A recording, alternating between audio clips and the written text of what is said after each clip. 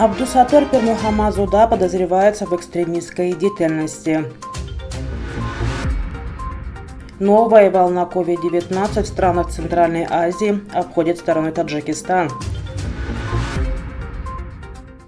Празднование 35-летия независимости республики построят и сдадут в эксплуатацию 568 зданий.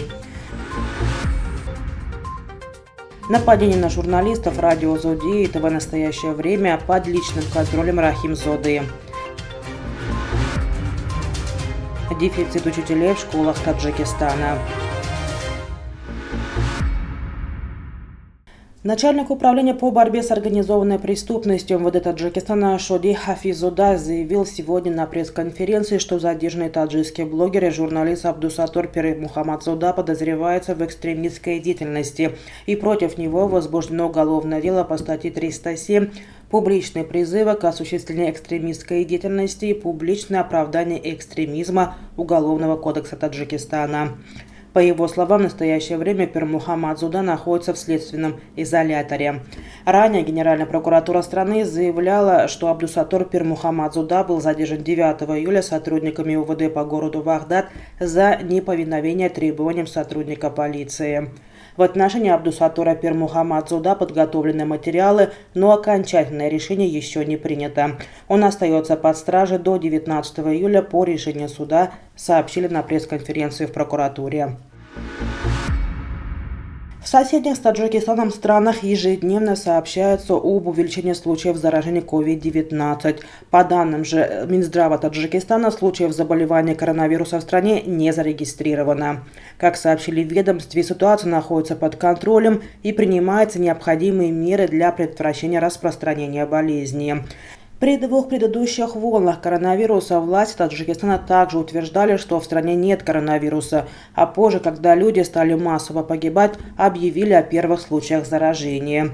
Между тем, граждане республики в соцсетях пишут, что в Таджикистане и сейчас есть случаи коронавируса. При этом люди пишут, что, имея все симптомы болезни, в больнице не обращаются. В Минздраве все эти сообщения назвали лишь слухами, которые не имеют никаких оснований. А в случае появления симптомов заболевания настоятельно рекомендуют обратиться в медицинское учреждение по месту жительства. Правительство Таджикистана утвердило план мероприятий по празднованию 35-й годовщины государственной независимости республики 9 сентября 2026 года. Принимаемые в постановлении правительства меры объясняются подготовкой и проведением на высоком уровне празднования широкой пропагандной сущности, независимости и свободы, суверенитета, государственности и лучших национальных ценностей. Отмечается, что расходы на праздник страны будут обеспечиваться за счет средств, предусмотренных в государственном бюджете на 2022-2026 годы. До 35-летия независимости страны планируется построить и сдать в эксплуатацию 568 зданий и объектов по всей республике. Иногда местные власти объектами называют остановки общественного транспорта и даже общественные туалеты.